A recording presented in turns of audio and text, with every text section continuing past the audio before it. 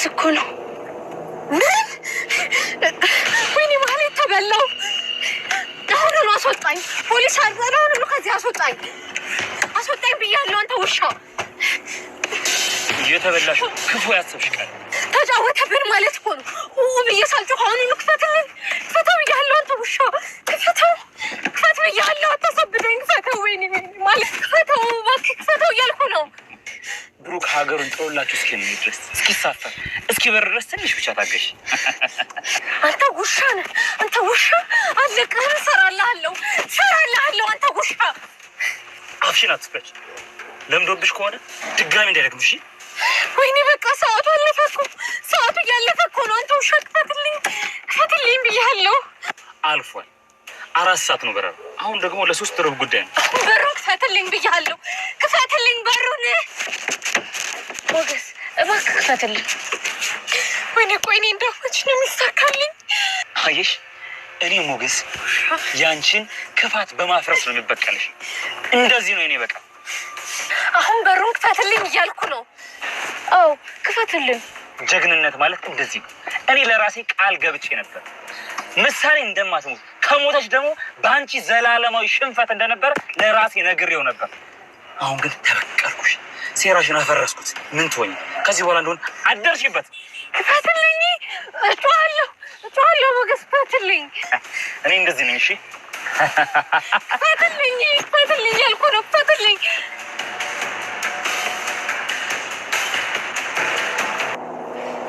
ሄሎ ዳታ፣ ክፈትልኝ ያልኩ ነው።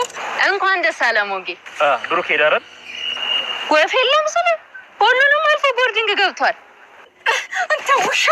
አንተ ውሻ ክፈተው፣ ክፈትልኝ ብያለሁ። ኧረ በእናትህ ቆየ እኮ ቴክስት ካረገልኝ ፕሌን ውስጥ። እኔማ ተነስቶ ይሆናል። መሀሌት አብራኛለች። እንኳን ደስ አለሽ ልበላ? ኪድዬም በለኝ። በቃ ዝርዝሩን በኋላ። እሺ ቻው ቻው ቻው ቻው። ብሩክ እንዳለሽ እንኳን ደስ አለሽ ብሎሻል። እሺ ውሻ አፍሽን አትክፈች። ለምዶብሽ ከሆነ ድጋሚ እንዳይለምድሽ። አንተ ውሻ እሰራልሃለሁ። ሞገስ ጠብቀኝ ብቻ። ቻው።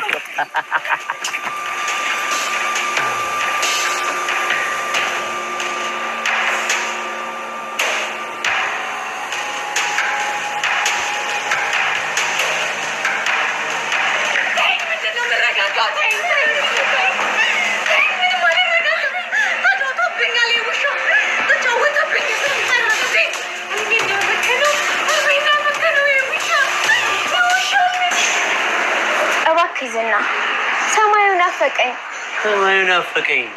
ሞገስ ናፈቀኝ ለማለት ፈርተሽ ነው አይደል? የት ልሂድ? ስልኬን ቀማኝ፣ ቤት ቆለፍክብኝ። ምን ልስራ? ምን ላድርግ? ከሰው እንኳን ባልገናኝ ቢያንስ ሰማዩን እንዳይ እንኳን ፍቀድልኝ። ድጋሚ ተጠቃቅሰሽ ልትወጪ ነው? ሲጀመር የራስሽ ጥፋት ነው። ከሞገስ ጋር ምን እያደረግሽ እንደሆነ በደንብ ነው የማውቀው። ሲቀጥል ያንን ድሃ ማለት ነው ምን እንደማደርገው እኔ ነኝ የማውቀው። እሱን ተወው፣ የራሱን ህይወት ይኖርበት። እሱ በህይወት እያለ እኔ ሰላም አላገኝም ብዬሻለሁ አይደል? እውነት መሆኑን ደግሞ አንቺም በአይንሽ አይተሻል። ለምን አትገለኝም? ግን ለምን አትገላግለኝም? አልገልሽም፣ መቼም አልገልሽም። የእውነቴን መቼም እኔ አንቺን አልገልሽም። ምክንያቱም እወድሻለሁ፣ በጣም ነው የምወድሽ። ስለዚህ መቼም ቢሆን አልገልሽም። ይህን ደግሞ አንቺን በደንብ ታውቂያለሽ አይደል? እስኪ እወድሃለሁ በይ ሉላ። ይህን ድምፅ ከአንቺ ስሰማ ነፍሴ ሀሴት አደረገች። ሉሊ በእናትሽ እወድሃለሁ፣ አፈቅርሃለሁ። ልጅ አልወድህም፣ አላፈቅርም። እውነቱን ልንገርህ ታስጠላኛለህ።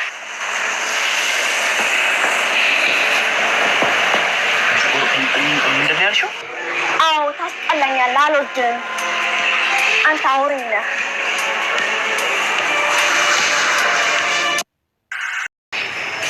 እንዲህ ቆይ ሉላ፣ ምን ጠጥተሽ ነው እንዴ? አልጠጣውም። ሁሉም ነገር እኮ ልክ አለው። እስከ መቼ ነው ራስን የምሸውደው? እኔ በቃ ይደክሞኛል። እኔ ነው እንደዚህ የምትናገሪ?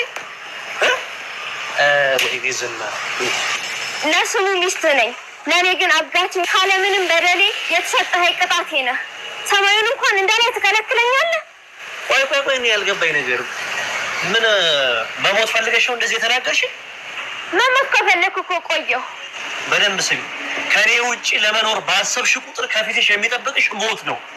ከዚህ ህይወት 10 ጊዜ ሞት ይሻለኛል። አንተ ደግሞ በህይወት ደስተኛ ሆነ አታውቅም። መቼም ደግሞ ደስተኛ አትሆንም። እኔ ደግሞ በቃኝ።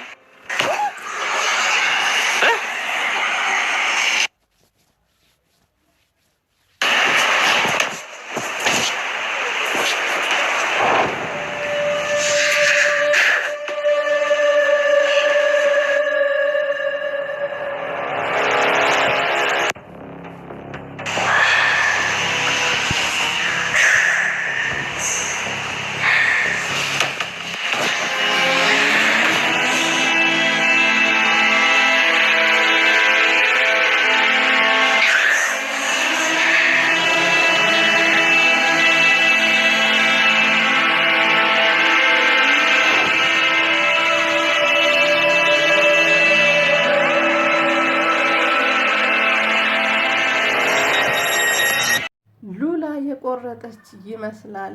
ለ10 ዓመታት ሳትፈልግ ታስራና ጨለማ ቤት ውስጥ እሷም ጥቁር ለብሳ ሀዘንተኛ ሆና የማትፈልገው ህይወት እየኖረች እናም ደግሞ እወድሃለሁ አፈቅርሃለሁ በይኝ ሲላት እሱ እንደሚፈልገው እያለችው ከሰው ጋር ሳትገናኝ የኖረችበትን ህይወት በቃኝ ያለች ይመስላል።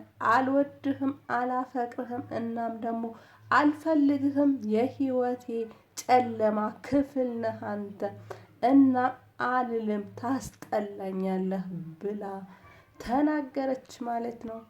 ሰላም ጤና ስጥልኝ ውድ የዚህ ቻናል ተከታታዮች እንዴት ቆያችሁ? ዛሬ ምሳሌ ድራማ ይዤላችሁ መጥቻለሁ ማለት ነው። በባለፈው ክፍል በምሳሌ ድራማ ብሩክ ነገሮችን ሁላ ጨራርሶ ገንዘቡን ሁሉንም ነገር ቪዛውንም አመቻችቶ ፕሮሰስ ጀምሮ የሚበርበትን ቀን ለማህሌት አሳስቶ ነግሯት ከ3 ቀን በኋላ እበራለሁ ብሎ ዝና ግን የሚበርበትን ቀን በነገው ነገ እንደሆነ እናም ሰዓቱን ጭምር ከሰዎች አረጋግጦ እሱንን እንቅፋት ለመሆን አቅደው እሱ በሚያውቀው ሰው ማህሌት ነገሮችን አመቻችታ ወረቀቶችን ይዛ መታ እንድታግደው ወይም እንድታስቆመው ተነጋግረው ነበረ ማለት ነው።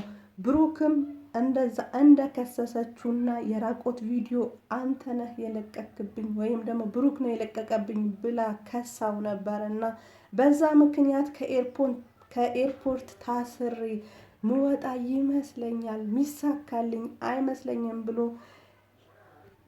ለዳጣ ነግሯት ነበርና ይህም ፍርሃቱ ለሞገስ ነግራው ሞገስም ነገሮችን አመቻችቶ ራይድ መስሎ እነ ማህሌት የሚኖሩበት በር ላይ ወጥተው ሲቆሙ ኑኑ ብሎ አስገብቷቸው እንዳሳፈራቸውና ተሳፍረው ሲወጡ ነበረ ድራማው ያለቀው ማለት ነው። በዛሬ ክፍል እንግዲህ ሞገስ ጓደኛ ወንድም መከታ ሆኖ እነ ማህሌትን ይዞ መንደር ለመንደር እያንከራተተ አንዴ በቦሌ መንገድ ሌላ ደግሞ በተቃራኒው መንገድ እየወሰደ የበረራ ሰዓት አሳልፎ ብሩክም ቼካፑን አልፎ ወደ በረራ ወደ አውሮፕላኑ ውስጥ ከገባ በኋላ ለዳጣ ቴክስት አድርጎላት ሁሉንም ነገር አልፍ ያለውኝ እና ፍተሻውም አልፍ ያለው ብሎ ቴክስት ሲያደርግላት ሞገስም ዳጣ ጋር ደውሎ ማለፉን አረጋግጦ ለማህሌት ብሩክ ሰላም ብሎሻል። እንግዲህ ብሩክ ተሳክቶለት ልጁን ሊያሳክም በሯል። እናም ደስ ይበልሽ ብሎ ሲላት ማህሌትም ተናዳ እጮሃለሁ እላለሁ ብላ እንደ እብድ አድርጓት ለሷ በቀል ሲባል የሰው ልጅ ማለትም የምሳሌ ህይወት መስዋዕት ልታደርግ ፈልጋ ነበረና እሷ እንድትደሰት በቀሏን እንድታሳካ ብሩክ ማልቀስ ነበረበት። እናም ደግሞ ምሳሌ መሞት አለባት ብላ አስባ ነበርና ያ ነገር ባለመሳካቱ ሞገስ መኪና ላይ ድንጋይ ለመወርወር እናም ደግሞ ሜዳ ላይ ስትንፈራገጥ አይተናታል ማለት ነው። እንግዲህ ሞገስን የወንድምነቱ የጓደኛነቱን ቢጠሉም ቢያስቀይመውም ግን የእሱ ሐዘን እናም ደግሞ ማህሌትም እንድታሸንፈው የማህሌት መሸነፍ ሞገስን ይፈልገዋልና እሷን መበቀል ይፈልጋልና ምክንያቱም ዛሬ ያለበትን ቦታ እንዲቀመጥ ንብረቱን እንዲያጣ ያደረገችውና ምሳሌ መናገር እስከሚያቅታት ድረስ ነገሮችን ችግሮችን እየፈጠረች እንዳትታከም ያደረገቻት እሷ ናትና እና እሷ ስታለቅስ ማየት ብሩክም ይፈልገው ነበርና በቃ ተሸንፈሻል፣ አሸንፈንሻል በማለት ደስታውን ገልጦላታል ማለት ነው።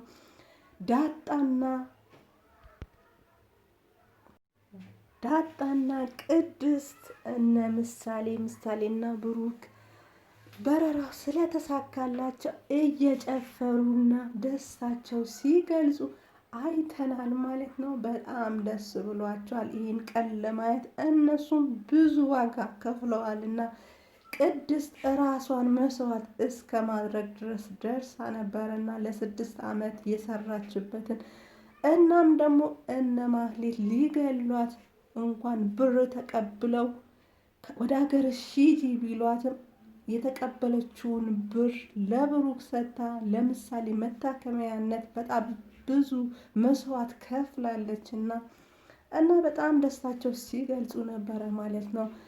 ሞገስንም ምሳ ጋብዛው ቅድስት ብሩኬ የለም እና ይዘሹ ምሳ ይብላ ብላ ዳጣ ልካት ነበርና በደስታ ምሳቸውን አብረው ሲበሉ ቅድስንም ሲያመሰግናት አንቺ ያገባ ወንድ እኮ ታድሏል አፍሷል ማለት ነው።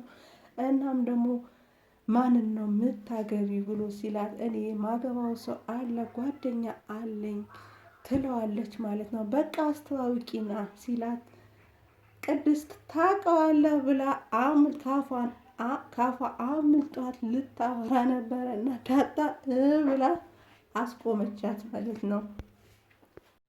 ማህሌትም በጣም ተበሳጭታ ተናዳ የበቀል ጓደኛዋ እንግዲህ የወንጀል ተባባሪዋ ዝና ጋር ትሄድና ዝናም ጥምጥም ብርኩሷን አውጥቶ ደደብ መሀይብ ብሎ ሰድቦ እንግዲህ አንቺ ምትረቢ ሰው አይደለሽም፣ እንዴት የምትሳፈሩበት ራይድ ሹፌሩን አታዩትም፣ እንዴት ሳታዩት ትገባላችሁ ብሎ ሰድቧት እሷም ደግሞ ጓደኛዋ ላይ ብታሳብብም የችግሩ ፈጣሪ አንቺ ነሽ፣ ለምንድን ነው ኃላፊነት መውሰድ ማስፈልጊው?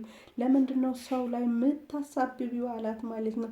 ማህሌት በባህሪያ ችግሮቿ ሁሉ የምታጠፋውን ሁሉ ሰው ላይ ማላከክ ትፈልጋለች ማለት ነው። ምክንያቱም ከዚህ በፊት ብሩክን ብዙ ነገር አድርጋው ልጁን ልትመርዘው እሱንም በጣም ብዙ ነገር አጥፍታው እንኳን አብረዋት እንዲኖር ለምን ከቤት አስወጣኝ?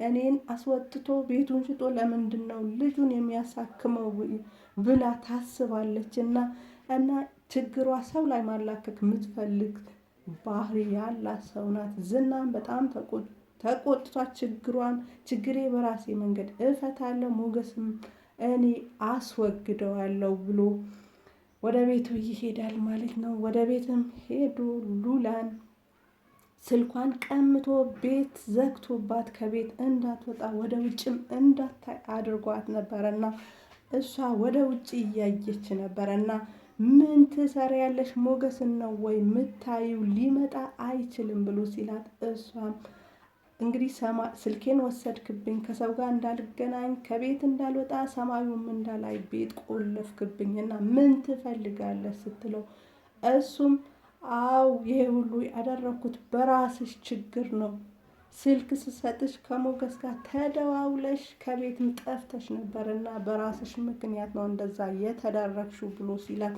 እሷ አልወድህም፣ እንደውም አልፈልግህም፣ ግደለኝ፣ ይህን ህይወት አልፈልገውም፣ እኔም መሞት ነው የምፈልገው፣ ግደለኝ ስትለው እሱ አልገልሽም፣ ምክንያቱም እወድሻለሁ ብሎ ሲላት ብላ በኃይለ ቃል ስትናገር ዝናም በመናደድ ከዚህ በፊት እንደዚህ በኃይለ ቃል ተናግራ አታቅምና እየፈራችውና እየተንቀጠቀጠች እናም ደግሞ ይገርፈኛል ብላ ሞገስንም ይገለዋል ብላ ፈርታ ሁሉንም ነገር ታደርግ ነበርና በዛሬው ክፍል ግን ተስፋ ቆርጣ በኃይለ ቃል አልወድህም፣ አላፈቅርህም፣ ታስጠላኛለህ ስትለው እሱን በጥፊ መታት። ከዛ በመመታቱም ደግሞ በእሷን በመናገሯ በጣም ተናዱ ራሱን ግድግዳውን እየመታ እያለ እሷም በጣም ተስፋ በመቁረጥ ስሜት ራሷ ልታጠፋ ከፎቅ ራሷ ልትወረውር እግሯ ስታወጣ ወይም እንትኑ መወጣጫው ላይ ራሷን እግሯን ስታወጣ ነው እና ድራማው ያለቀው። በቀጣዩ ክፍል እንግዲህ ሉላ ምን እንደሚገጥማት አናቅም። ሉላ ሞተች ማለት ሞገስ በጣም እራሱ ይወቅሳል ማለት ነው።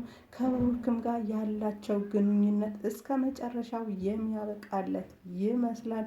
ምክንያቱም ሉላን ለዝና አሳልፎ የሰጠው ብሩክ ነውና ከተደበቁበት ቤት እንግዲህ ዝናን ይዞ መጥቶ አሳልፎ የሰጠው እሱ ነውና ጥፋተኛ አድርጎ የሞገስና የብሩክ ጓደኝነት ያበቃለታል ማለት ነው። ሌላ ደግሞ ሉላም ለ10 ዓመታት ዋጋ የከፈለችለትን ፍቅር ተንጠልጥሎ ወይም ሜዳ ላይ ይቀራል ማለት ነው። ሌላው ደግሞ ዝና በዚሁ ባህሪው እንግዲህ ሉላ ከሞተች ማንን እንደሚያጠቃ ድራማው በምን አይነት መልኩ እንደሚቀጥል ባይታወቅም እንግዲህ ዛሬ ላይ በእንደዚህ አይነት መልኩ አልቋል ማለት ነው። አብራችሁኝ ስለነበራችሁ ስላዳመጣችሁኝ ከልብ አመሰግናለሁ። መልካም ቆይታ። ባባይ